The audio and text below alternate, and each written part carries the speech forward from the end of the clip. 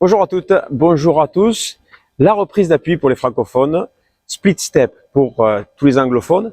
Alors, qu'est-ce que c'est? À quoi ça sert? Et comment est-ce que je vais pouvoir mettre la reprise d'appui dans mon jeu pour que ce soit le plus efficace possible? Alors, on va étudier tout ceci aujourd'hui. Avant toute chose, je tiens à vous rappeler que vous pouvez poser vos questions, vous pouvez laisser vos commentaires afin de comprendre qu'est-ce qui serait le mieux pour votre jeu. Et moi, je me ferai vraiment un plaisir d'y répondre. D'accord? Donc allez, on y va, c'est parti. Je disais donc, qu'est-ce que c'est que cette reprise d'appui? Et en fait, je vais vous inviter à aller regarder les matchs de paddle professionnels que vous pouvez retrouver sur YouTube notamment, ou alors à la télévision. Eh bien, vous allez vous apercevoir que tous les joueurs professionnels réalisent une reprise d'appui avant de frapper chaque coup. Alors, c'est beaucoup plus flagrant lorsqu'ils sont postés au filet que lorsqu'ils sont au fond, mais je vous invite vraiment à vous centrer sur un seul joueur pendant un jeu, par exemple, et vous allez vous rendre compte qu'ils réalisent tous et toutes cette reprise d'appui avant d'aller frapper leur coup. Alors, qu'est-ce que c'est cette reprise d'appui-là? La reprise d'appui, c'est un petit saut. En fait, c'est un petit saut qu'on va réaliser de cette façon-là, avec la raquette devant nous, et qui va nous permettre d'arriver dans de meilleures conditions au coup que l'on veut frapper. Ok? J'espère que vous comprenez bien ce que je veux dire. Alors, cette reprise d'appui-là, en fait, elle nous sert à réagir plus vite. Donc forcément, plus le jeu va s'accélérer, et bien plus je vais avoir besoin de réaliser cette reprise d'appui-là. Voilà pourquoi, à un niveau professionnel, les joueurs sont tous et toutes en train de réaliser cette reprise d'appui-là pour pouvoir arriver à temps, parce que le jeu va vraiment très très vite. Alors à notre niveau, un niveau amateur, un niveau même débutant, c'est peut-être moins important, mais vous allez voir qu'au fur et à mesure du temps, eh bien vous allez avoir besoin de rajouter cette reprise d'appui-là. D'accord? Alors comment est-ce que ça va être intéressant pour moi de mettre en place cette reprise d'appui? Je vais le séparer en plusieurs parties afin que ce soit bien clair pour toutes et pour tous. Ok? On va commencer tout d'abord avec en vous expliquant ce que c'est tout simplement la reprise d'appui. Donc si je suis au fond de piste, d'accord, que je suis dans ma maison, au passage, je vous rappelle que vous pouvez cliquer sur le i d'information pour accéder à la vidéo sur la maison. Donc je suis ici posté moi en défense, je suis dans ma maison, et en fait à chaque fois que l'adversaire va impacter la balle, d'accord, sois bien attentif avec ça, à chaque fois que l'adversaire va impacter la balle, je vais réaliser cette reprise d'appui. D'accord? Si vous voyez bien, je suis toujours appuyé sur l'avant de mes pieds, ce qui va me donner un temps de réaction supérieur pour aller jouer plus rapidement ma balle. Ok? Donc c'est exactement ça, la reprise d'appui ici dans ma maison en défense, ou alors ici un peu plus proche du filet lorsque je passe en attaque. D'accord? Donc je reprends maintenant pour les trois niveaux de personnes que j'ai détaillés dans cette vidéo-là. On va commencer avec les enfants. Alors, pour les enfants, le conseil que je vous donne, c'est entre vous et moi, le conseil que je vous donne, c'est que avant toute chose, avant d'attaquer la technique, comment prendre la raquette, etc., faites-leur réaliser la reprise d'appui, ce petit saut. On s'en fiche du moment qu'il faut réaliser cette reprise d'appui-là. Faites-leur faire une reprise d'appui avant d'aller frapper n'importe quelle balle. Il faut que ça devienne un automatisme chez eux.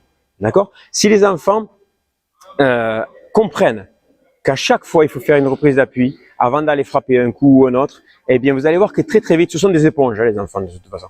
Donc ils vont intérioriser cela, et dans le futur, qu'ils fassent du paddle, qu'ils fassent du tennis, qu'ils fassent du badminton, qu'ils fassent du handball, qu'ils fassent du football, énormément de sports utilisent la reprise d'appui, vous allez voir que ça va leur servir.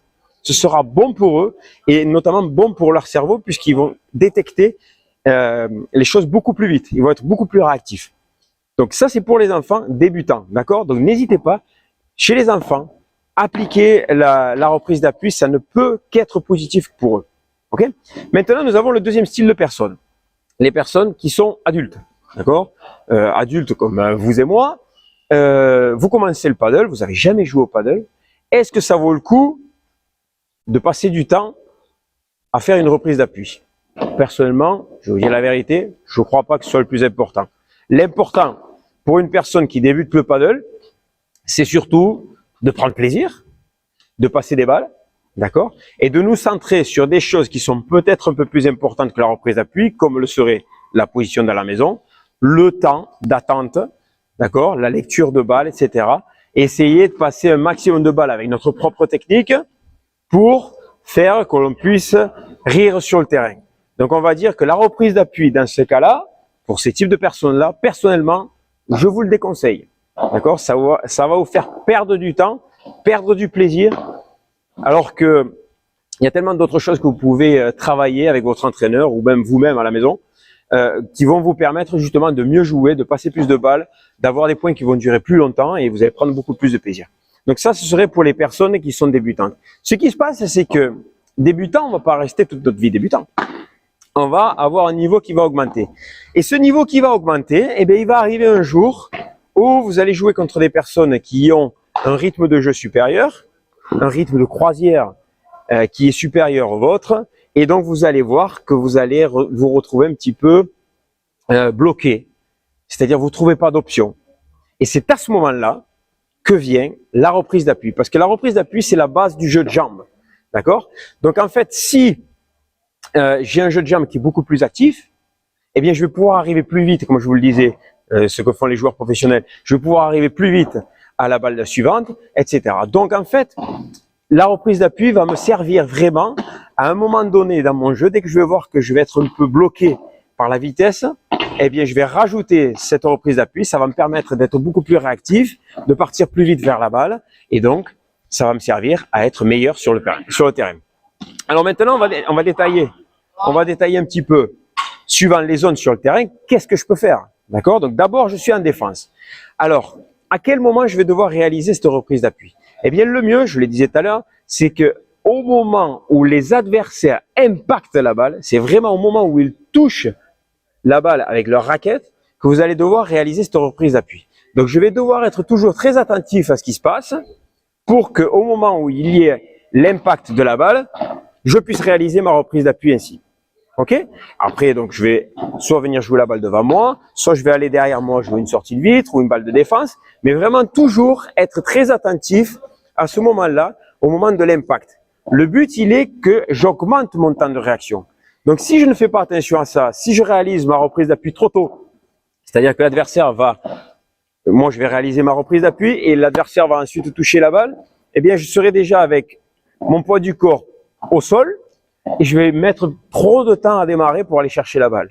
À l'inverse, si je fais ma reprise d'appui après l'impact de la balle est déjà sortie de la raquette de l'adversaire et donc au lieu de gagner du temps, vous aurez bien compris, je vais perdre du temps. Et c'est pas très positif pour moi. D'accord? Donc vraiment être très attentif à cela. La lecture de balle. Donc maintenant, vous avez moins de choses à vous focaliser, puisque vous avez déjà cette expérience du coup droit, revers, de la défense, etc. Donc maintenant, on va se centrer que sur la reprise d'appui. Donc vous allez pouvoir vraiment rester très attentif à ce moment-là où les adversaires vont toucher la balle, ici, pour avoir une meilleure défense et organiser mieux votre défense.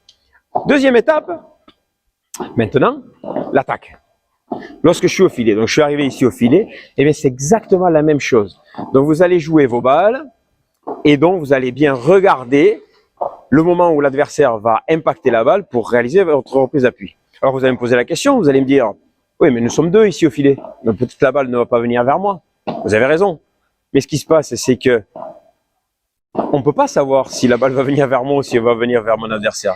Donc en fait, à chaque fois que les adversaires vont toucher la balle, qu'elle vienne vers vous ou pas, vous allez réaliser cette reprise d'appui. Vous participez au jeu, vous êtes toujours dans cette dynamique. Alors même si vous êtes au frigo, si on vous a mis au frais, c'est-à-dire que c'est que l'adversaire, votre partenaire, pardon, qui joue toutes les balles, même dans ce cas-là, eh bien vous allez suivre. Ça va là-bas, ça vient ici, vous suivez, hop, reprise d'appui, je reviens, reprise d'appui. Et donc tout ça va me permettre d'ajuster ma position à chaque fois, de glisser avec mon partenaire, reculer un petit peu s'il y a besoin de boucher les angles. Donc vous êtes tout le temps dynamique avec cette reprise d'appui-là, vous êtes toujours présent et vous participez au jeu jusqu'au moment où c'est vous qui allez rentrer en jeu et vous allez pouvoir peut-être réaliser ce volet-là. Donc ça c'est pour l'attaque, on a parlé de la défense aussi. Maintenant, et je pense que c'est là qu'il y a le plus d'erreurs, que les personnes font le plus d'erreurs en fait, c'est lorsqu'on est sur cette zone de transition. Lorsque l'on part du fond du terrain et que l'on vient vers l'avant. Très souvent, ce que je vois chez les joueurs que j'entraîne notamment, c'est que on part du fond du terrain et on cherche à atteindre notre position au filet sans forcément nous arrêter. Et donc là, on oublie la reprise d'appui. Donc je suis au fond du terrain, par exemple je réalise un lob, je cours vers l'avant, la balle elle arrive et je la frappe en courant. Je pense que ça vous est peut-être déjà arrivé et vous réalisez la faute, soit dans le filet, soit dehors, parce que vous n'êtes pas arrêté. Et donc pensez à bien réaliser cette reprise d'appui là. Donc admettons, je réalise un lob, j'avance et à ce moment-là je vois qu'admettons l'adversaire va réaliser une bandeja et donc avant qu'il réalise sa bandeja, je vais m'arrêter, je vais arrêter ma course pour pouvoir réaliser correctement cette reprise d'appui-là au moment où il impacte la balle. OK? Donc tout ça, c'est vraiment très important de bien cerner, bien capter ces choses-là, je frappe ma balle, je regarde, je me freine, je réalise ma reprise d'appui n'importe où sur la piste, d'accord? L'important, il est vraiment de m'arrêter pour pouvoir poser mes appuis au sol au moment de l'impact de la balle, terminer ensuite vers l'avant et prendre l'offensive à ce moment-là. D'accord? Donc, voilà un petit peu tout ce qui se passe avec cette reprise d'appui. Elle est vraiment très importante, comme je vous le disais. Donc, pour les enfants, que ce soit bien intériorisé. Pour les personnes débutantes, il y a autre chose à penser que cette reprise d'appui-là. Et surtout ensuite, pour les personnes qui ont besoin d'un peu plus d'activité, qui se rendent compte que leur paddle, le niveau paddle a besoin d'augmenter, eh bien, je vous conseille de vous centrer sur cette reprise d'appui-là et surtout de vous freiner avant que les adversaires impactent la balle. Ok? Allez, je compte sur vous. Je vous retrouve très vite sur les réseaux pour vos questions et je vous dis à très vite dans une prochaine vidéo. Salut les amis!